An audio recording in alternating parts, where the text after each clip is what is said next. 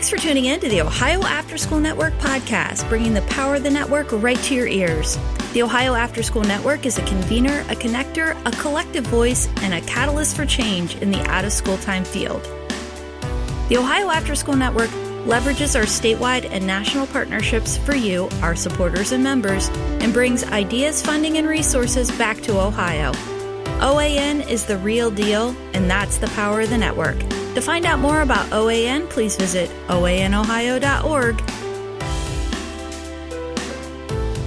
Hey everybody, it's Nichelle from the Ohio Afterschool Network. Thanks for listening today to the podcast.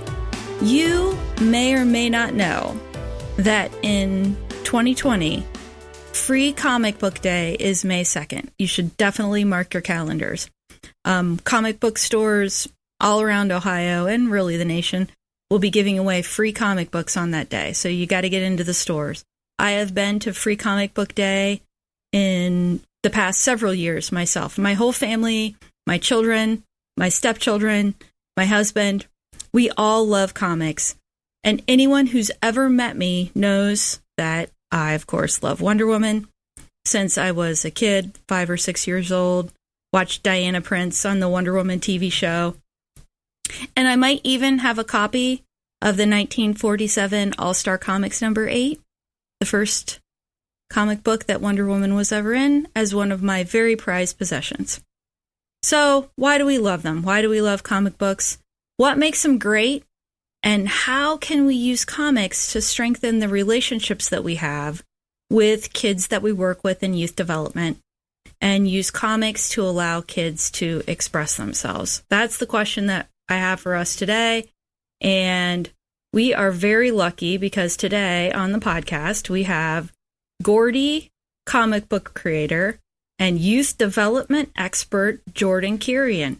Yay! Jordan is like I said, the creator of the comic book series, Gordy. We're glad to have him on today. Jordan, welcome to the show.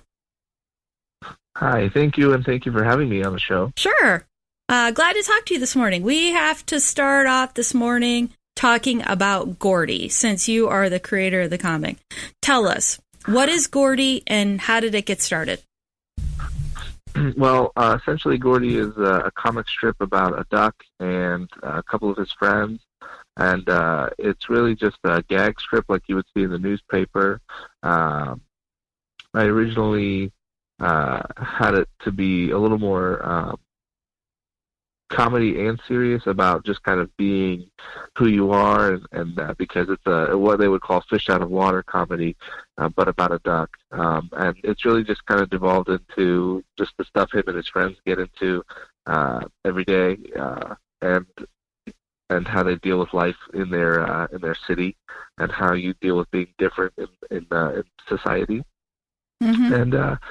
And it came about because I've been reading comics pretty much my whole life, and I've been making comics for several years now, maybe 4 or 5 years, and I really wanted to do something with a duck because I'm a big fan of Scrooge McDuck and Howard the Duck, yeah, and Donald Duck, and so I thought, you know what, eventually I'm gonna do something with a duck in it, and I told people that for a couple of years, like, you know, I'm going to do something. And finally one day I just sat down. I was like, you know what, I've been reading a lot of newspaper strips like Bloom County or Doonesbury or something.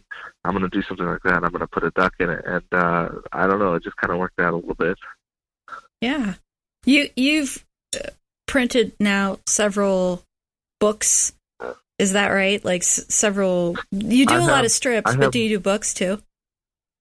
Yeah, I have one collected book, and then I recently did what I call the director's cut, which has different layout and extra, like, behind-the-scenes format that I would like to have put in the original, but I ran out of room. Mm-hmm. So I made this one a little bigger. Mm-hmm. I put extra sketch material in there. Yeah, that's cool. You've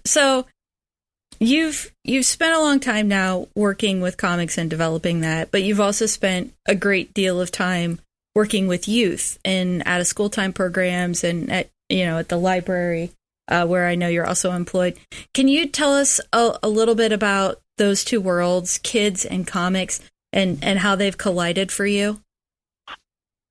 Sure. Well, I think kids love to draw, and they love to just doodle and imagine. And I was originally hired at an after-school program to work with art school or art stuff after school, and that brought me into contact with the more creative kids. And then I was hired at the library basically for writing purposes, so it was the same thing.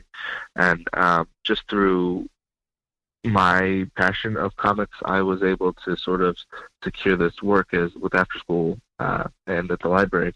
And I think, part of the deal with that is like these kids see that I'm into comics and they're into comics, and they kind of feel like, because, sometimes there's I don't want to say a stigma, but there is a feeling that, only certain people read comics or whatever. Mm-hmm. And so I think when kids see that you're into them as well, they kind of feel like they are on your level or you're on their level, and they'll be more open with you.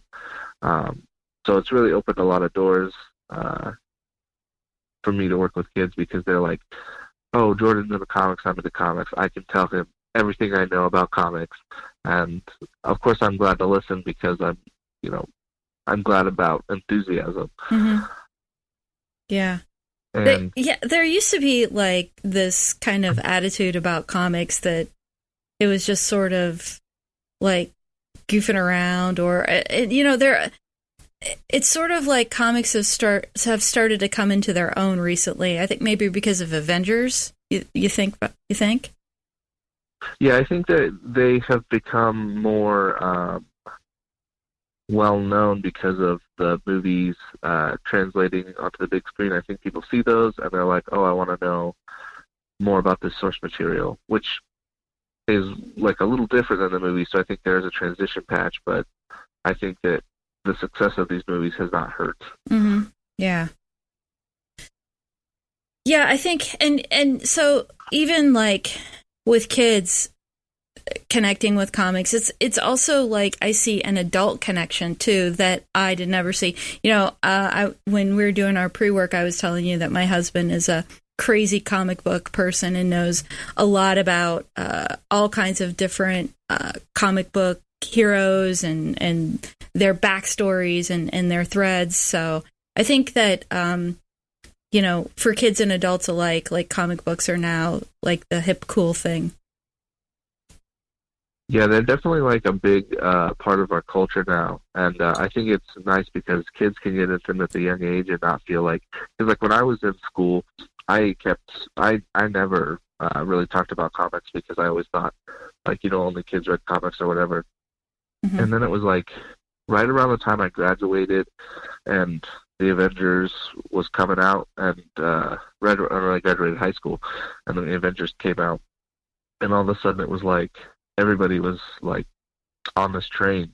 Mm-hmm. And so I was like, okay, I can finally talk about this now. So you see it everywhere. You can't go anywhere without saying something that's Avengers themed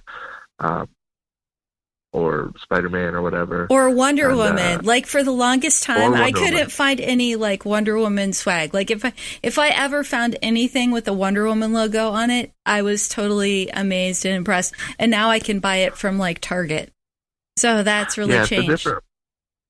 It's a different world, because like even you talking about Wonder Woman, I mean, it hasn't been that long, but it seems to me like it feels like, oh man, I can't really remember a time when you couldn't go and find Wonder Woman stuff. Mm-hmm. But it's only been probably like a decade or so since Marvel started doing like getting in the game of the movies. But right. It's crazy to think that before that it was like nothing. It was like a wasteland. Yeah, right on. And just to be clear, we do know that Wonder Woman is not Marvel, it's DC, but that's okay. I know you know that, and I know that, but we want the listeners to know that we know that. Yes, we need everybody to know we know what we're talking about. And you are like the biggest Wonder Woman fan I've ever met. Oh, well, thank you. I appreciate that. I consider that to be a huge compliment. I think if you didn't know that she was DC, then that would be a problem. Might call the question everything. I'm literally holding a giant cup of coffee with the it's my one of my several Wonder Woman cups, but as I talk to you. So, okay, so what is it with kids and comics? I mean, what do you think really the connection is there? What's your opinion on that? Well, I think about that all the time because kids, nowadays, graphic novels, as they're called in certain places, they, at work, at the library, for example, they don't stay on the shelf. They get checked out like crazy. Mm-hmm. And so I wonder that all the time. I think, I wonder what the connection is, but I think it comes from like when we're even younger. Like, and I think this is probably what happened with you and I, even and people who have all everybody who reads comics. I think it's just we get connected to them at a very young age, mm-hmm. Because if you think about it, it's a lot easier for kids to connect with pictures than it is for them to connect with words. Because mm-hmm. And there's nothing wrong with that, but like when you're young and you're learning how to read or whatever, a picture of a penguin is going to tell you a lot more about that penguin than if you read the word penguin, because you might not know what a penguin's called. Mm-hmm. And so I think kids see that at a young age, and they get drawn toward that, and I think that it's just they see it and they're like, okay, this is happening, and I can clearly tell it's happening, and then eventually they add the words, and it just captures your imagination. When I was a kid, probably like still single digits, one of my parents brought home the Columbus Dispatch on a Sunday, mm-hmm. and I did not know that they had like pages of comics in there.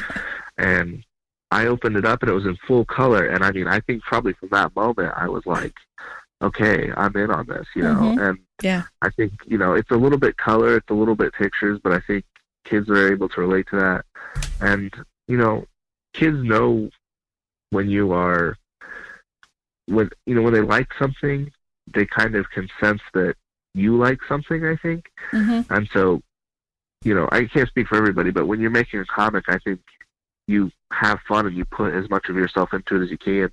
And I think in a way that resonates with kids because they, kids, when they like something, they go all for it. And, you don't really just like, whatever, I feel like making a comic today, Right. So I think that they relate to that, Yeah, and I also wonder if there's something about the heroic yet flawed nature of most of our comic book heroes. Right? I mean, even when you see, like, Batman as an example, he's got the heroic side, he's got his tragic backstory, and he's kind of lives in a cave by himself, so he's not like a perfect person, and he acknowledges that. And I think that that's something that maybe a lot of kids can relate to. Yeah, and you have that in digestible bits, whereas like if it was, and I'm not saying kids don't read novels, but a lot of graphic novels and comics will give you that information in code, so you can understand it without having to read like 1,000 pages of why I am this way, or because Batman's kind of brooding, and, mm-hmm. and it's set in the tone of, it's set in the way it's drawn and in the way it's colored, and so kids pick up on that coding and they're like, okay, so he's the dark and brooding, and Superman is the the Boy Scout and the American hero. Right. Yeah. And I also wonder, I mean, because I know I have a kid who's in art school right now, and art can be a vehicle that kind of expresses emotions that maybe you couldn't otherwise say or show or demonstrate to anybody. Do you find that also to be true as a comic book artist? Yes, absolutely. I think any kind of art that you create is an expression of you in some way. I think, for example, just we were talking about Gordy earlier. I think Gordy is my need to make people laugh because it,